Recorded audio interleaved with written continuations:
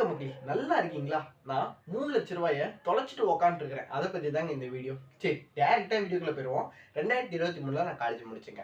2024 தான் எனக்கு வேலை கிடச்சி. ஒரு வருஷமாக வேலை தொலைனேன். வேலை எங்கேயுமே கிடைக்கல. சில கம்பெனியில் வேலை கிடைச்சாலும் 8,500 ரூபாலேருந்து 11,000 ரூபாய்க்குள்ள தான் சம்பளம் தந்தாங்க. கஷ்டப்பட்டு படித்து முடிச்சு இந்த 11,000 சம்பளத்துக்கு எதுக்கு நம்ம செய்யணும் அப்படின்னு சொல்லிட்டு நான் எங்கேயுமே வேலைக்கு போகல. கடைசியாக ஒரு முடிவு எடுத்தேன். ரெண்டே ஆப்ஷன். ஒன்று கோயம்புத்தூரா இல்லை சென்னையா அப்படின்னு.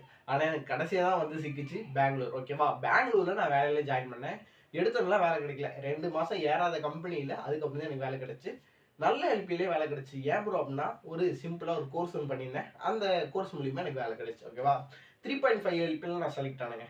சரியா, என்னாச்சு அப்படின்னா, அங்கேருந்து 2024 ஃபுல்லாக அந்த கம்பெனி வேலை செஞ்சேன். ஒரே வருஷம் தான், கிட்டத்தட்ட 5 எல்பிக்கு நான் ஜம்ப் பண்ணேன். அடுத்த கம்பெனி சுவிட்ச் ஆகிறப்ப. ஓகேவா, 2025மே 24மே நல்லா தான் 24 முடிச்சு 25 ஃபுல்லாக எனக்கு 5 எல்பி ஜாபில் நான் ஒர்க் பண்ணிட்டு இருந்தேன்.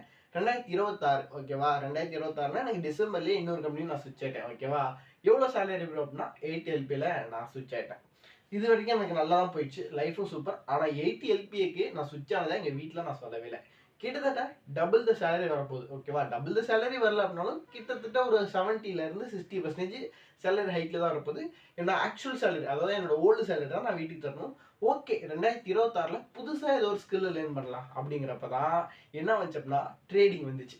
ஓகேவா, பரவாயில்ல, ட்ரேடிங்கில் பார்த்தா அவன் சம்பாதிக்கிறான் இவன் சம்பாதிக்கிறான் எல்லாருமே இன்ஸ்டாகிராம் யூடியூப்பில் போகிறப்ப எனக்குமே செம்ம ஹைப். இப்போ ஏன் நாம் ஏன் இதில் நம்ம சம்பாதிக்கக்கூடாது அப்படின்னு சொல்லி தான் ட்ரேடிங்கில் உள்ள போனேன். பெரிய கேபிட்டல் வச்சுலாம் உள்ள போகல. ஓகேவா, 40,000 ரூபாங்கிற கேபிட்டல் ஒரு சிம்பிளான கேபிட்டல் தான், அதை வச்சு தான் உள்ள போனேன். என்னாச்சு அப்படின்னா, ஃபஸ்ட்டு நல்லாவே ப்ராஃபிட் வந்துச்சு. 10,000 5,000 அப்படின்னு சொல்லி வாரம் எடுப்பேன். ஓகேவா, என்னால் ஆஃபீஸ் டைமில் எல்லா டைம்லையும் ட்ரேட் பண்ண முடியாது. ட்ரேட் பண்ணேன் அப்படின்னாவே 10,000. அந்த ட்ரேடை நம்பி என் வேலையவே விட்டுடலாமா அப்படிங்கிற அளவுக்கு நான் முடிவெடுத்தேன். நல்ல வேலையை விடலை. சரி, என்ன ஆச்சுன்னு சொல்கிறேன்.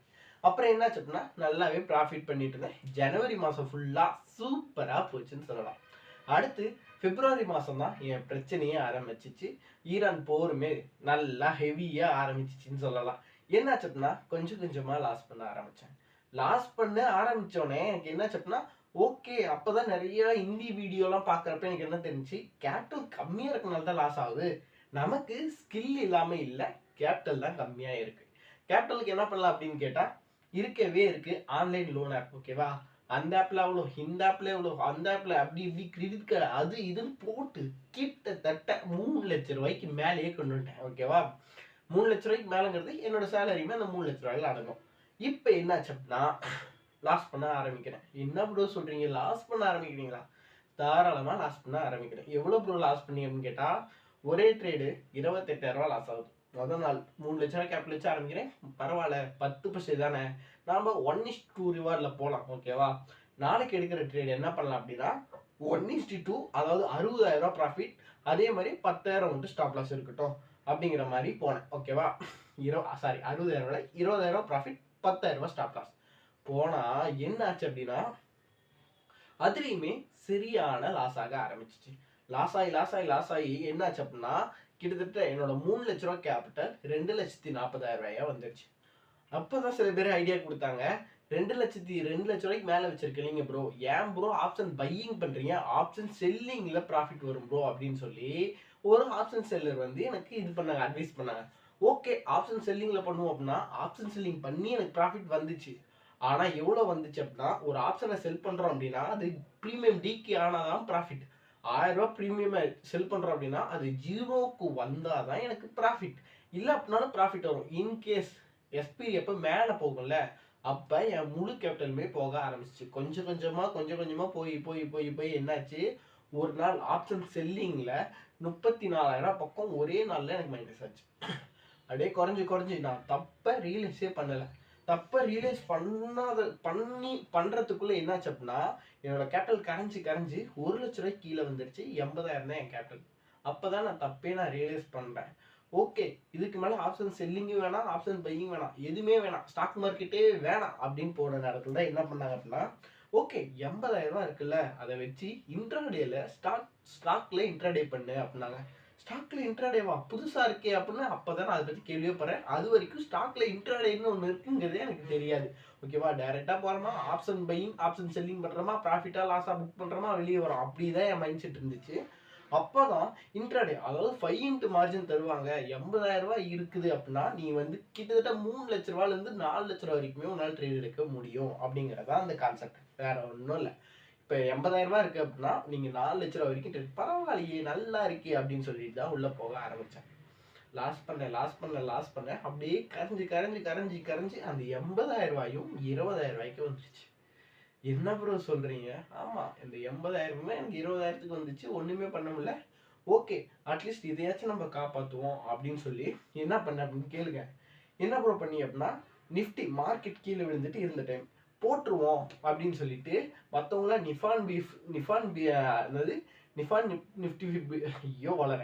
நிப்பான் நிஃப்டி பிஸ் வாங்குவாங்க. ஓகேவா? நான் நிப்பானும் வாங்கல, வேற எந்த எஸ்பிஐ எதுவுமே வாங்கல. நான் டைரக்டா போய் கோட்டக்ல, ஓகேவா, கோட்டக் நிஃப்டி பிஸ் வாங்கி போட்டேன். என்னாச்சுன்னா அந்த 20,000மே இப்போ கிட்டத்தட்ட 13% மைனஸ்ல தான் இருக்கு. ஓகேவா? எதுக்காக சொல்றேன் அப்படின்னா, ஸ்டாக் மார்க்கெட்டு யார் யாருக்கு ஒத்துக்குமோ அவங்களுக்காக மட்டும்தான் ஒத்துக்கும்.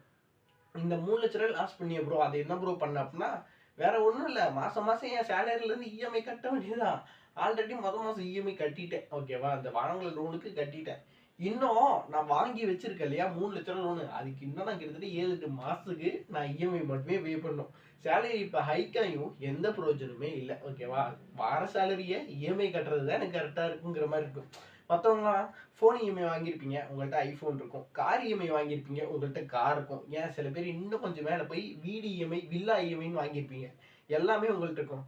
ஆனால் நான் ட்ரேடிங்க்கு personal loan, credit card loan வாங்கி லாஸ் பண்ணி இப்போ 3 லட்சமும் எங்கிட்ட இல்லை, அதுக்கான ப்ராடக்ட்டும் எங்கிட்ட இல்லை. வெறும் லாஸும் அங்கிருந்து கேதர் பண்ண கொஞ்சம் நாலேஜ் மட்டும் தான் இருக்குது. ஏன் ப்ரோ இதை சொல்கிறீங்க அப்படின்னா, ஸ்டாக் மார்க்கெட் செட் ஆகிறதுக்கு மட்டும் தான் செட் ஆகும், எல்லாத்துக்கெல்லாம் செட் ஆகாது. ஓகே அப்படின்னு சொல்லி, ஓகேவா, இந்த நான் ஸ்டோரி சொன்னல, இந்த ஸ்டோரி எல்லாம் சொல்லி நமக்கு ஒரு சப்ஸ்கிரைபர் இந்த வீடியோவை அனுப்பிச்சாங்க.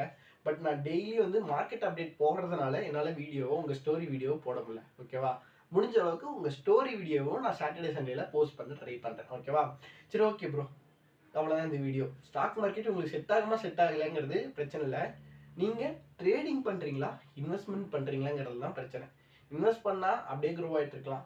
ட்ரேடிங் பண்ணாலும் வித் நாலேஜ், வித் ரிஸ்க் மேனேஜ்மெண்ட்ல பண்ணீங்கன்னா ஓரளவுக்கு ஸ்டேபிளாக மூவ் ஆகிட்டு இருக்கலாம். Without knowledge, without risk management பண்ணீங்களா லாஸ் தான் ஆகும். ஓகேவா?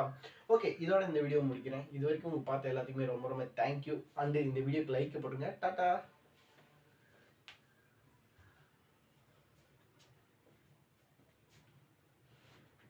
ஆமா.